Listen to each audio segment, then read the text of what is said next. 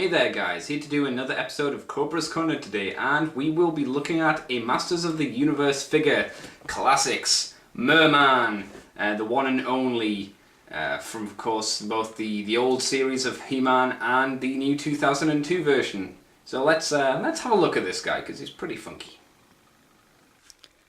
Okay, so let's move on to the figure, which is of course the Masters of the Universe, Mer-Man, Classics. Mer-Man, Lord and Master of the Sea.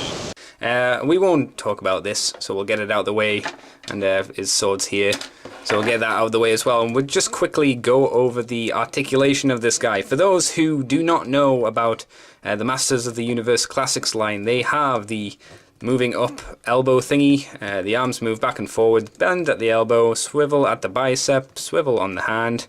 They also have the ab crunching joint, which I'll lift up there, so you can have them tilting forward a bit, or you can have them leaning back and screaming in agony, as you do. And his head is on a ball joint, so you can twist it all the way around and snap his neck. And it kind of moves forwards and backwards a little bit, but because of the neck joint, not a whole amount. Also have a waist joint. The legs can move forwards and backwards, but they are hindered by the obligatory He-Man skirt. They also have a thigh swivel. They move out, bend at the knee, swivel at the shin, I guess, and also bend at the ankle. So they've got a good amount of articulation. Like I say, however, the skirt does hamper the legs articulation a little bit, and personally, I would prefer a bit of double jointy goodness. But for the amount of detail they cram into this guy, I can live without it. They still look pretty fudging awesome. Yeah, why not? Put the sword in his back, because why not, right? Because why not? So talking about that, we will go straight on to the detail really, and the detail on this guy is pretty amazing, considering that this guy's mold is apparently all yellow, believe it or not, and I think this was told to me by Jai as we pop off the head, and you know, it's definitely all yellow for the head, because whoops, as Mer-Man falls over there. If we zoom in here, you can see that inside there you've got all yellow plastic, so the head has been completely painted green, and I assume that's the same for the rest of the body as well, which is, you know, kind of funky. It shows they've gone to a lot of work to make sure these guys look good. Speaking of the face, we'll have a quick jaunt up and have a quick look. I really like this face. This is my preferred face. I'll talk about the other one a little bit later as I move the camera down slightly. I do like this one more. The eyes are really creepy and awesome. I think they're I'm gonna kill you eyes. Slowly, very slowly, very slowly. Anyway. And as you can see, you've got all these scales and whatnot. I do find his teeth a little comical, because he doesn't have any on the bottom row at all, so he's kind of gumming you with the top and biting you with the... gumming you with the bottom and biting you with the top, which is kind of funky. And of course you've got the wobbly... I don't even know what you'd call these, but you've got these wobbly bits all around the top of his head, which is really funky, and you have a nice fishy around the back of the head wobbly bits as well. I don't really know what you'd call them, so we'll call them wobbly bits for the moment, because it's easier. I'll go over his armor a bit more in the accessory part, but we'll just have a quick look at his arms, and I think these are basic evil forearms and basic evil hands, as far as I'm aware. But the detail's really good on the actual body sculpt itself. He's even got a little nipple, which I think's weird that they include them. I have been tempted to cut off his nipples, but I've thought no, I don't want to ruin the figure. But as you can see, actually you kind of can and kind of can't. It's got a lot of nice shading. The shading on the paint isn't coming across quite as nicely as it could, and it does have a couple of paint issues, like inside the joint there. You can see it's not really painted all green. And again, you've got a bit of a two-tone color here, and it goes from dark to lighter. I mean, it's good, but there are a few hiccups, but you you kind of come to expect that with these kind of mass-produced figures. Oh wait, no, they're internet-based only. Anyway, belt, again, kind of typical He-Man-esque belt and skirty malarkey. And the same with the legs, really, they're same. And then you've got bog standard evil pointy feet with cool toes and evil shin guards and whatnot. But overall, he's got hella good detail on them. On him, I should say, and you know, that's really what these Matty toys are all about, to give you a really cool new redesign for the character and make them look good. And you know, they've definitely succeeded in doing that, even if they have sacrificed a bit of articulation in the process. So I suppose we should have a quick look now at his accessories. One additional nice bit of sculpting they've done is around the neck piece here, which really makes him Mer-Man. Without this, he'd just have a generic Masters of the Universe body, but because he has this lovely scale gill kind of neck, when you put the armor on top, it just adds to his fishiness. Without it, he probably wouldn't look quite as nice as he does. So yeah, that's a nice little thing they added in.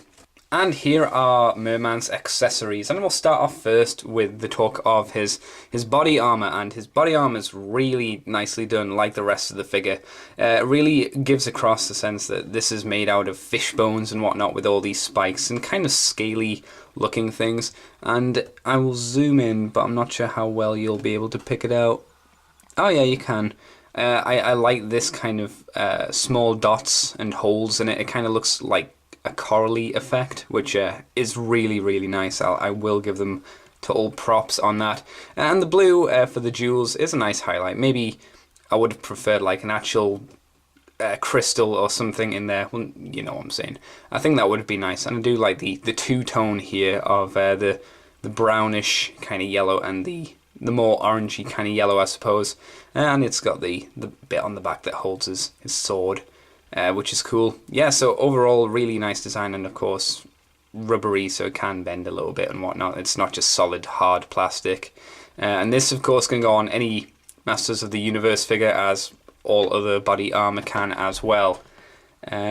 Zoom out, and we'll have a quick look at his trident. Now, I don't know if his trident has a special name to it at all, but you know, whatever. Again, a really nice indication of or look to this, I should say. It just looks like he's made this simply, and it's great because they're not complete straight. They're at angles and are bones essentially, as you can obviously see, and it's really cool. Even the staff end of it, like, as you can kind of tell, it's not smooth. It's not just a circle. It looks like it's had a knife gone at it, and he's been sharpening this bone to the right size, and then got another bone and stuck it together here to make a long staff. And you know, also this was maybe a leg of something, which I think is kind of funky. And again, zooming in, it has this effect of the two tones of the yellow. Apologies for the thing there. It's got this all the way throughout this design, which is really cool. And again, a nice blue crystal. Maybe, like I said again, something a bit different, like an actual crystal would have been nice, but still quite cool. Still a cool little accessory. And we'll talk about his sword. I'm leaving the heads till last. Now, I do kind of have a slight problem with the sword, in the fact that these both have a nice orangey wash over them. Like I said, this really doesn't, which is kind of a shame, because it sticks out compared to this. It sticks out more compared to this. You can tell this is a lot darker yellow, while this is very much a normal kind of yellow. I mean, it's still got that kind of effect going on, but it's not quite as evident. It's mainly got it along in the gaps between here and along the actual ridges of the spikes itself. But you know, it's a small thing to complain about, but whatever. And again, really nice design for this sword. I love it. All these bumps and knocks on it. It just looks like he got like any kind of water marine animal that has this kind of shaped horn and just ripped it off and then skinned it, and you know, stuck a bone on the end for a handle, and then crafted a handle out of something. I think it's really cool. Really organic looking design. And finally, we'll talk about the two heads, because, you know, they are technically accessories. I've talked about this one before, so I will not go into it any further. But this is apparently the classic head. I am definitely not a fan of the classic head. Don't get me wrong, it's really nicely sculpted. There's nothing essentially wrong with it. I just aesthetically prefer the other one. It looks a bit like he's wearing goggles here with these bony things, and his eyes aren't quite as awesome as other Mer-Man. And it kind of looks a little bit furry. Maybe these are meant to be scales, but to me, it looks more like fur, especially from some customs I've seen. But you do have a benefit with having extra heads, and that is